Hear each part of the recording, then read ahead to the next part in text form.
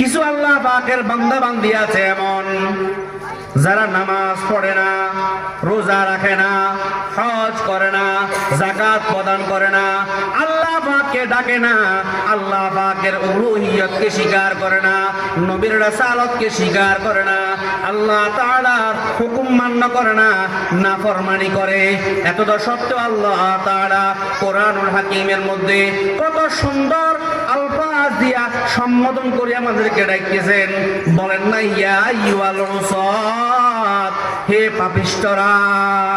আল্লাহ পাক এমন আচরণ না দেখাইয়া, এমন শব্দ উচ্চারণ না করিয়া কত সুন্দর ভাষায় আল্লাহ পাক আমাদেরকে ডাক দিয়া বলেন, বান্দা মুসলমানের ঘরে জন্ম নিয়া মুসলমান দাবি করিয়া দেখা যায় সুদের মধ্যে লিপ্ত, ঘোষের মধ্যে লিপ্ত, মারামারিতে লিপ্ত, চাঁদাবাজিতে লিপ্ত, চাঁদাকাটিতে লিপ্ত, ফিতনা ফাসাদে লিপ্ত, জানা ব্যভিচারে লিপ্ত।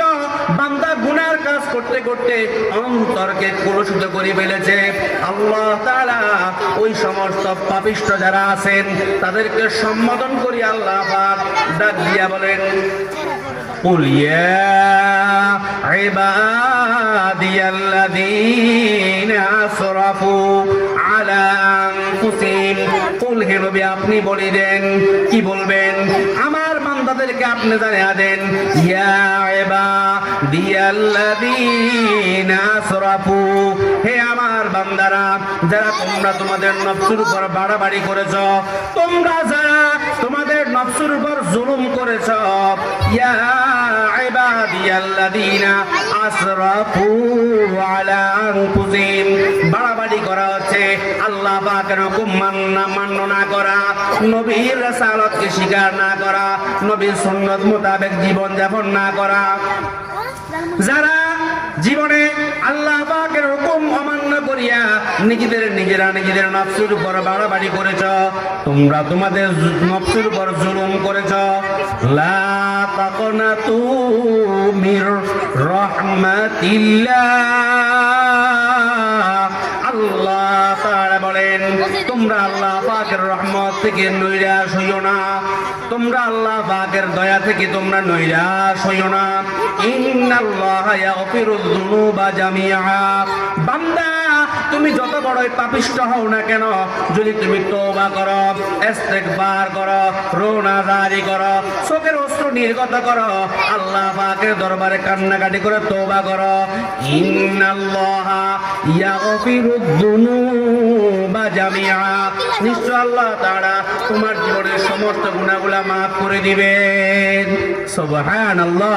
তারপরেও সন্দেহ আসতে পারে, বান্দা এতগুলা গুনাহ, জীবনে এতগুলা গুনাহ করেছি, এতগুলা চুরির গুনাহ, এতগুলা ডাকাতির গুনাহ, এতগুলা ছগলখোরির গুনাহ, এতগুলা গীবতের গুনাহ, এতগুলা মিথ্যার গুনাহ, এতগুলা জানা ব্যভিচারের গুনাহ, এতগুলা গুনাহ আল্লাহ পাক কি মাফ করে দিবেন?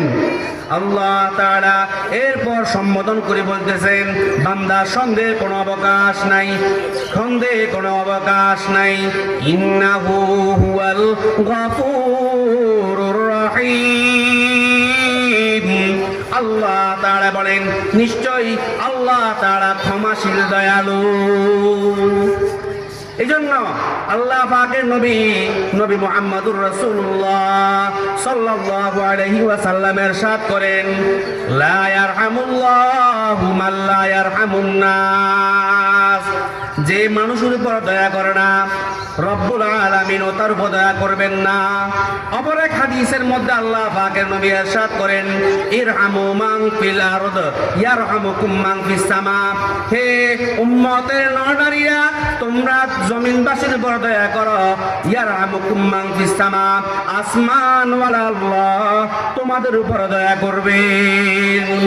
আল্লাহ পাক দয়ার ভাষা দিয়া, কত সুন্দর দয়া মায়ার ভাষা দিয়ে বলতেছেন যে হে আমার বান্দারা, তোমরা তোমাদের নফসের উপর যারা বাড়াবাড়ি করেছো নৈরাশ হইও না, আল্লাহ পাকের রহমত থেকে তোমরা নৈরাশ হইও না। আল্লাহ তাআলা এই দয়াকে 100 ভাগ করে সৃষ্টি করেছেন, 100 ভাগের 1 ভাগ আল্লাহ তাআলা মানব জাতি, জিন জাতি সহ সমস্ত মাখলুকাতের মধ্যে আল্লাহ পাক বন্টন করেছেন।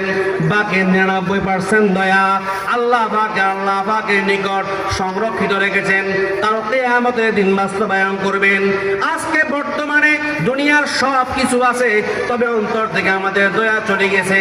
অন্তর থেকে দয়া চলে যাওয়ার কারণে আজকে আমরা লুটতরাজ করতে বিলম্ব করি না, চাঁদাবাজি করতে আমরা বিলম্ব করি না। সাইজ যেই কোনো দলের লোক হোক না কেন, আজকে আমাদের অন্তর থেকে দয়া চলে যাওয়ার কারণে আজকে দেখা যায় ভাই ভাইয়ের উপর আক্রমণ করতে বিলম্ব করে না, সন্তান আব্বা আম্মার উপর এরকম ভাবে আক্রমণ করতে, উল্টাপাল্টা করতে বিলম্ব করে না। আজকে এক দলের সদস্য আরেক দলের সদস্যের উপর মারামারি করতে, আক্রমণ করতে বিলম্ব করছে না, কারণ আমাদের অন্তর থেকে দয়া মায়া চলে গেছে। অথচ দয়া এমন এক জিনিস, আল্লাহ তাআলা আর রহমান, আল্লাহ তাআলা আর রহিম, দয়াবান দয়ালু।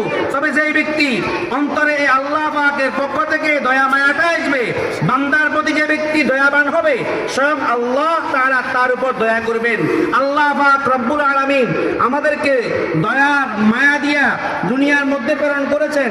এই দয়াকে যদি আমরা কাজে না লাগাই, বান্দা আল্লাহ পাকের হুকুম মান্য করা, দয়া করা, আল্লাহ পাকের নবীর সুন্নাত মোতাবেক জীবন যাপন করা, নিজের উপর নিজে দয়া করা, আর আল্লাহ হুকুম মান্য না করিয়া রাসূলের তরিকা মোতাবেক জীবন না করা, মানে নিজেরা নিজেদের উপর বাড়াবাড়ি করা, নিজেরা নিজেদের উপর জুলুম করা।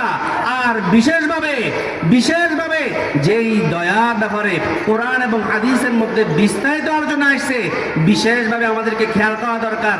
আজকে সব কিছু আছে, তবে সেই দয়ার মায়া নাই, যার কারণে মারামারি, কাটাকাটি, হানাহানি, সমস্ত লুটতরাজ আজকে বিদ্যমান। আল্লাহ তাআলা আমাদেরকে দয়ার গুণে গুণান্বিত হওয়ার, দয়ার মাউসুফে, দয়ার সিফতে মাউসুফ হওয়ার, সবাইকে এই দয়ার গুণে গুণান্বিত হওয়ার আল্লাহ তাআলা তৌফিক দান করুন। ওয়া আখিরু দাওয়ানা আনিল হামদুলিল্লাহি রাব্বিল আলামিন। আসসালামু আলাইকুম ওয়া রাহমাতুল্লাহি ওয়া বারাকাতুহু।